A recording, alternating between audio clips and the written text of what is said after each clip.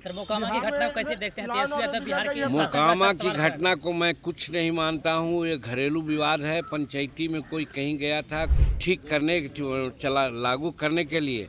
अगर हिंसा की भी थोड़ी आवश्यकता होती है तो हिंसा करनी चाहिए। नोरमा ग्रुप, जो सोचता है वो करता है। आपके अपने सपनों का आशियाना। नमस्कार, मैं हूं सागर कुमार। भारत लाइव देख रहे हैं आप। जीतन राम मांझी जो लगातार बगावती तेवर अख्तियार किए हुए थे, 20 सीटों का डिमांड एनडीए की तरफ से कर दिया था, लेकिन अब दिल्ली से वापस आने के बाद जीतन राम मांझी के बोल बदल गए हैं। उन्होंने बड़ी बातें कही हैं, सीटों को लेकर भी क्या कुछ कहा है, साथ में नीतीश कुमार पर क्या कुछ कहा है, और सबसे बड़ी बात जो अनंत सिंह वाला मुद्दा चल रहा है जिस पर तेजस्वी यादव बड़ा हमलावर हैं, उस मुद्दे को भी बड़ा मामूली बता दिया है। देखिए क्या कुछ कह रहे हैं केंद्रीय मंत्री जीतन राम मांझी। देखिए, देश में या समाज में कुछ नेता ऐसे होते हैं जो उनके जाने के बाद भी लगता है कि वो हमारे समाज में हमारे सामने उपस्थित रहते हैं। वैसे ही नेताओं में हमारे स्वर्गीय कर्पूरी ठाकुर, जननायक कर्पूरी ठाकुर जी थे, जो आज हम लोगों के बीच में नहीं हैं, लेकिन उसके बावजूद भी लगता है कि आज उनका किया हुआ काम हम लोग के सामने साक्षात खड़ी है। और उस विरासत को आगे बढ़ाने के लिए माननीय नीतीश कुमार जो बिहार के मुख्यमंत्री हैं, आगे बढ़े हुए हैं, तो और लगता है कि आज हम अपने बीच कर्पूरी ठाकुर जी को साक्षात देख रहे हैं। चाहे आरक्षण का मामला हो, पिछड़ा अति पिछड़ा का मामला हो, ओबीसी का मामला हो, महिलाओं का मामला हो, ये सारी बात ऐसी हुई। या फिर आपने देखा पास विदाउट इंग्लिश का एक कंसेप्ट चलाया जिसकी बड़ी आलोचना हुई थी, लेकिन एक बहुत सोची समझी रणनीति के तहत उन्होंने किया था, जिसके चलते आज सभी तबके के लोग जो अंग्रेजियत के चलते मार खाते थे, आज भी हम लोगों को अंग्रेजी हुकूमत चले गए, कम से कम 78 वर्ष हो गए, आज भी हम लोग अंग्रेजी से नहीं उबर रहे हैं। ये सीख देते हैं लोग।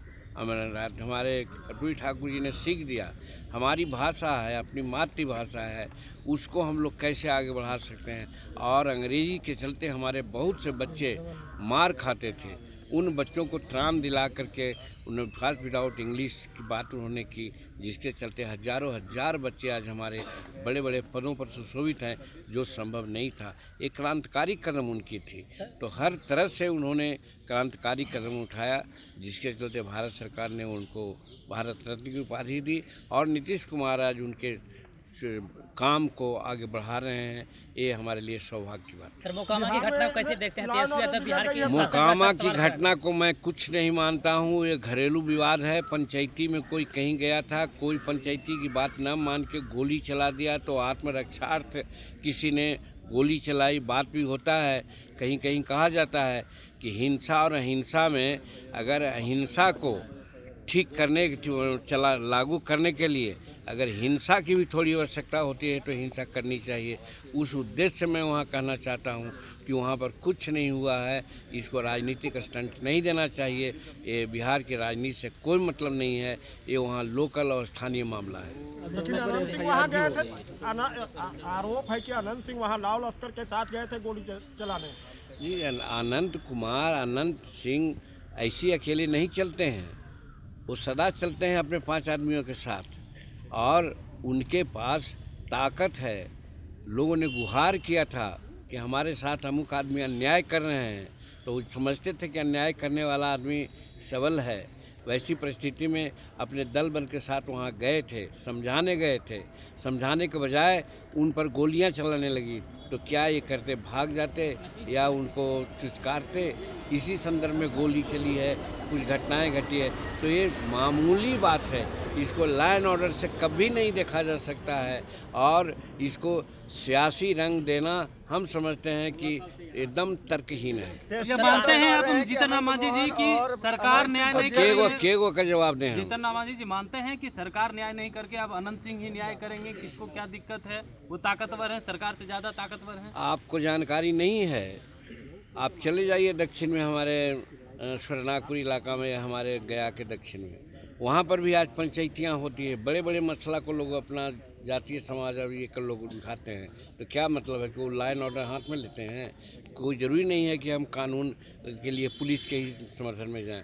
लोग मांगते हैं कि हमको प्रश्रय दिया जाए। उस स्थिति में जा कर के उन्होंने कुछ कहा और उसके चलते वो गोली चला दिया। इसका मतलब सचमुच में वो गलत आदमी था जो उन पर गोली चलाया, तो उसका जवाब मिला। और सबसे बड़ी बात है कि सरकार का जहाँ तक सवाल है, देखिए दोनों तरफ से FIR हुआ है। अब जो कानून कहेगा उसके अनुसार कार्रवाई होगी। सर, पारस जी इन दिनों लालू प्रसाद यादव से लगातार मुलाकात कर रहे हैं, चर्चा है कि कभी महागठबंधन जा सकते हैं। ऐसे में आप लोग कितना वो जाएंगे तो उससे क्या फर्क पड़ता है? पारस जी कोई बहुत बड़ा यहाँ पॉलिटिकल हस्ती नहीं है। अगर कोई चले जाता है वहाँ तो उससे क्या फ़र्क पड़ता है? वहाँ उनके समाज का चिराग पासवान जी हमारे समाज में, हमारे NDA में हैं और दलित वर्ग के लोग चिराग के पास हैं, हिंदुस्तानी अवाम मोर्चा के साथ हैं, न कि किसी दूसरे के साथ हैं। वैसी परिस्थिति में अगर कौन कहाँ जाता है इसका कोई मतलब नहीं होता है। तेजस्वी जी ने आरोप लगाया कि आनंद मोहन और अनंत सिंह दोनों को मुख्यमंत्री जी के अपने कलम से बाहर निकलवाया है।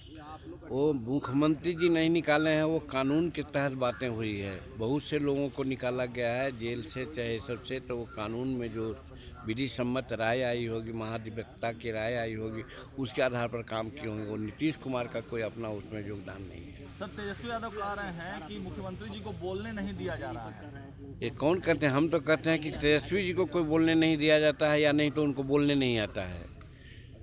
और नीतीश कुमार तो हर तरह से बोल रहे हैं। 18 साल से बिहार की सरकार चला रहे हैं।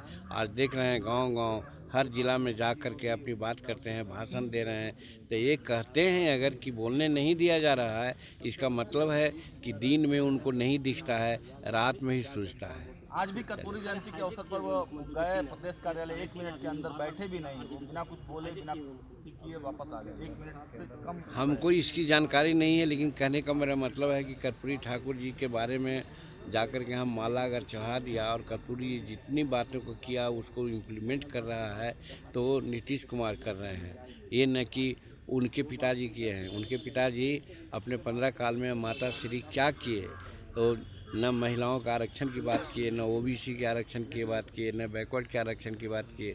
ये सारी बात नीतीश कुमार कर रहे हैं और कर्पूरी ठाकुर जी बताए हुए रास्ते पर चल रहे हैं। तो तेजस्वी जी बोल रहे हैं तो क्या है? वो कौन ची हैं? कौन अधिवक्ता हैं? कौन वहाँ विश्लेषक हैं? कौन बड़ा क्रांति के वो अग्रदूत हैं जो बोलते हैं, जिनकी बात बार बार आप लोग कर रहे हैं? सरकार बनेगी, नीतीश कुमार के नेतृत्व में सरकार बनाएंगे हम। प्रतीक कुमार पारस हैं जो कह रहे हैं कि NDA में हम लोग को तरजीह नहीं दिया जा रहा है, NDA में लगातार हम लोग का अपमान होता है। जैसे दलित वही न है, दलित और भी तो है। दलित का अपमान कैसे होता है? दलित में तो हिंदुस्तानी अवाम मोर्चा सेकुलर के भी लोग हैं, 4 विधायक हैं, मंत्री हैं, MLC हैं और चिराग जी हैं। चिराग जी का भी यहाँ पर एक अच्छा कार्यक्रम चल रहा है, जो भी होता है सब मिलते हैं। तो पशुपति पारस जी से व्यक्तिगत हम लोगों का संबंध हो सकता है, लेकिन राजनीतिक कद उनका क्या है हम नहीं समझते हैं कि कोई उनका राजनीतिक कद है। अब वो ज़्यादा बुजुर्ग हो गए हैं, बात करने को भले मन बहलाने के लिए कुछ कर दे, लेकिन समाज में उनका कोई वर्चस्व नहीं है। वर्चस्व है तो चिराग पासवान जी का है, और फिर इधर हिंदुस्तानी अवाम मोर्चा सेकुलर में संतोष कुमार सुवन का है। इस तरह से दलित और महादलित सब NDA के साथ है, नीतीश कुमार जी के साथ है, नरेंद्र मोदी जी के साथ है। लेकिन लालू जी से मुलाकात कर रहे हैं पारस जी, तो किसी से मुलाकात करने इससे क्या फ़र्क है? उनके बारे में हम लोग तो कहना ही चाह रहे हैं कि वो तो छटपटा रहे होंगे कि हमको कोई स्थान मिले, तो शायद एक्सप्लोर कर रहे होंगे कि लालू जी कुछ उनको तरजीह देंगे, तो इसलिए अपना उनका उससे कोई फ़र्क नहीं पड़ता है। NDA बहुत मजबूत होकर के उभर रही है और यहाँ नीतीश जी की सरकार और माननीय प्रधानमंत्री जी का नेतृत्व में राज्य और देश दोनों आगे बढ़ रहा है।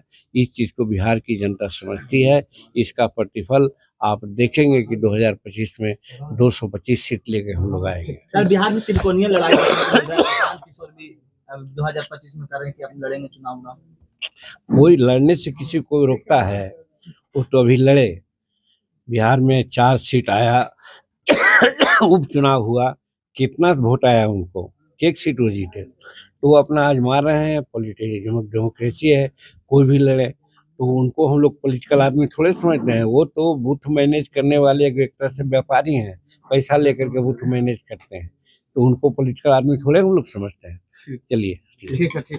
मीडिया से आ रहा है। देखिए, आज जननायक कर्पूरी ठाकुर जी की जयंती है और सबसे बड़ी खुशी हम लोगों की बात की है कि उनको भारत रत्न की उपाधि से नवाजा गया है। इसके लिए भारत सरकार को हम लोग धन्यवाद देते हैं और स्मरण करते हैं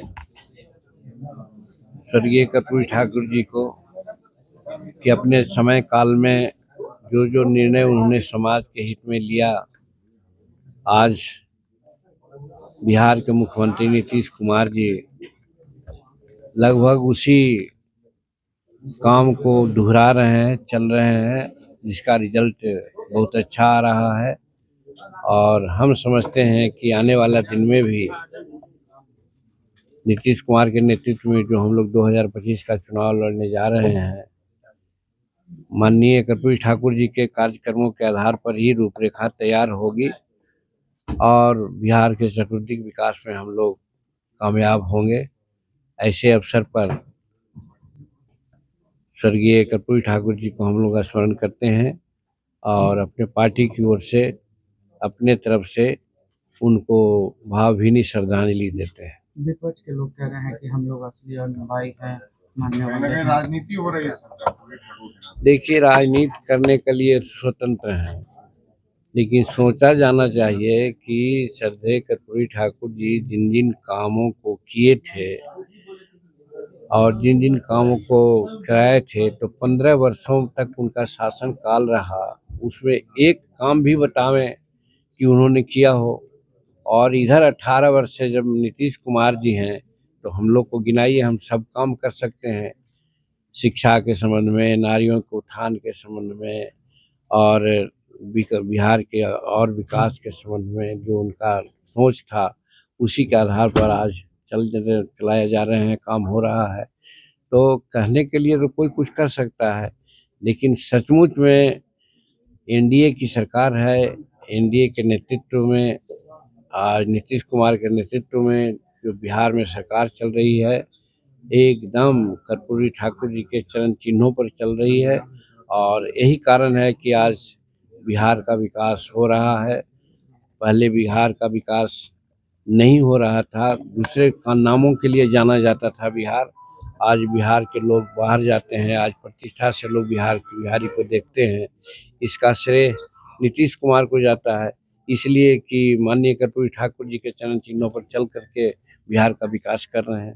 प्रधानमंत्री आ रहे अगले महीने, प्रधानमंत्री जी का दौरा बिहार में है, अगले महीने बिहार आ रहे। निश्चित आएंगे, हर जिले हर प्रांतों में जा रहे हैं और बिहार को आपने देखा कि गत बजट में काफ़ी उन्होंने धन दिया, बजट में प्रोविज़न किया, गया में कॉरिडोर, गया में इंडस्ट्रियल पार्क और उसी तरह से एम्स की स्वीकृति के अलावे भी जितना लोग मांग करते थे कि इसको स्पेशल राज्य का दर्जा दिया जाए, उससे ज़्यादा माननीय प्रधानमंत्री जी ने बिहार को राशि दी है और निश्चित है कि जो राशि दी है तो यहाँ का विकास हो रहा है, उसको देखने के लिए और जनता को और आगे संदेश देने के लिए या और कोई कमी बेशी बिहार के लोगों में होगी तो उसको भी पूरा करने के लिए माननीय प्रधानमंत्री जी अन्य राज्यों में जाते हैं।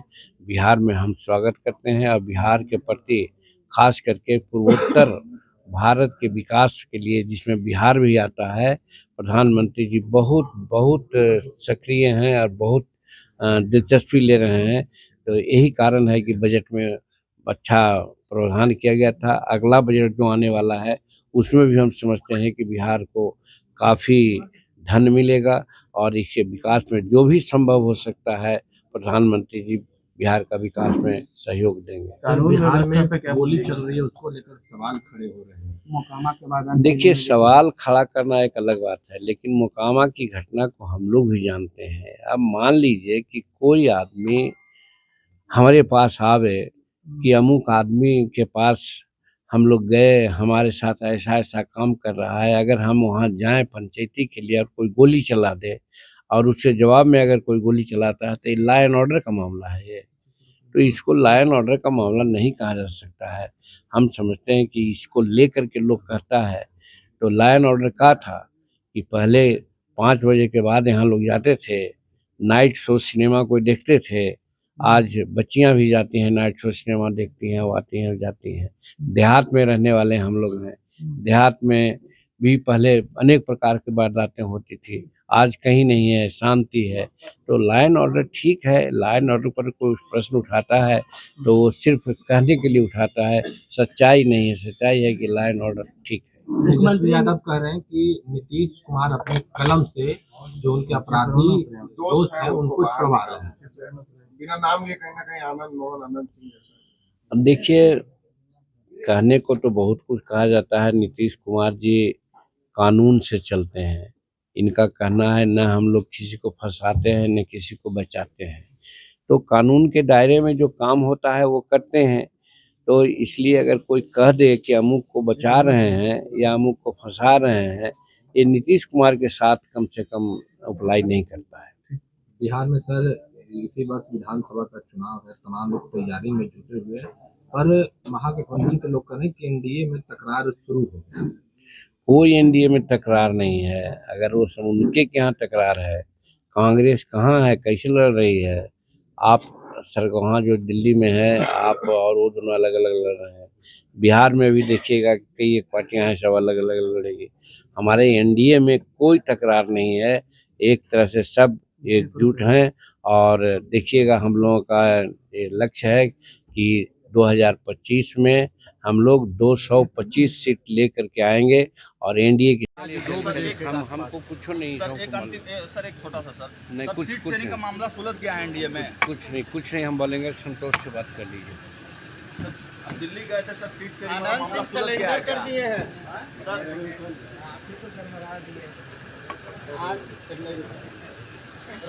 तो आपने देखा जीतन राम मांझी ने बारी बारी से सभी सवालों के जवाब दिए। अनंत सिंह वाले मैटर को कहा कि ये तो मामूली विवाद है, पंचायती गांव समाज में होते रहता है, ये कोई बड़ा मैटर नहीं है। और अगर कोई आत्मरक्षा में कुछ चलाता है, गोली चलाता है तो कोई बात नहीं है, ये कोई बहुत बड़ी बात नहीं है। और तेजस्वी यादव जिस प्रकार से हमलावर है मुख्यमंत्री के बारे में, मुख्यमंत्री को उन्होंने वो कह रहे हैं कि मुख्यमंत्री को बोलने नहीं दिया जाता है। इस पर मांझी ने पलटवार करते हुए कहा कि तेजस्वी यादव को ही कोई बोलने नहीं देता है और पूरा दलित समाज और पूरा जो समाज है वो पूरी तरह से एकजुट है और एनडीए के साथ है। चिराग पासवान और जीतन राम मांझी एनडीए के बड़े नेता हैं। फिलहाल इस वीडियो में इतना ही। देखते रहिए भारत लाइव। बहुत बहुत धन्यवाद।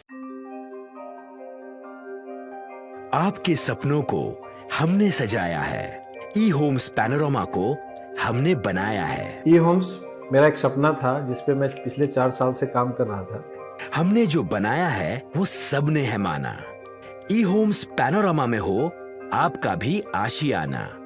और फाइनली हमने 2021 में इस प्रोजेक्ट को लॉन्च किया। बहुत लोग अप्रिशिएट कर रहे हैं कि पूर्णिया जैसे शहर में, बिहार के, एक तो बिहार की बात करें उसमें भी पूर्णिया जैसे छोटे जगह में इस तरह का लाइफस्टाइल देना, ये सुन के हम लोगों को बहुत अच्छा लगता है।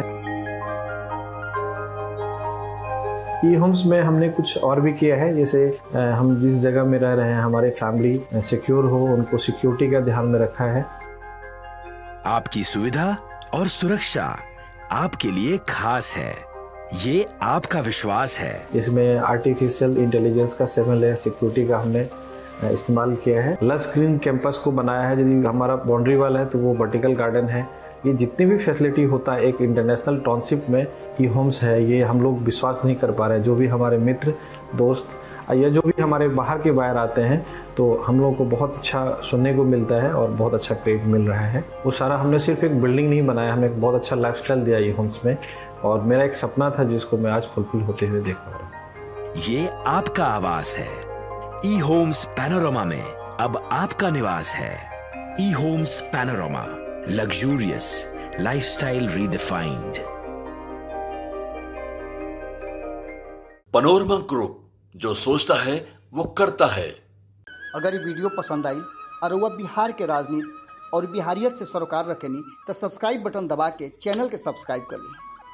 ओजे एगो घंटी बा, ओकरा बटन दबा देला से कुल सटीक और मारक खबर रुआ मुफ्त में मिल जाई। अगर रुआ पत्रकारिता के हमनी के नया प्रयोग में सहयोग कर चाहतानी तो ज्वाइन बटन दबा दी। पेटीएम नंबर नोट कर ली 9386816700।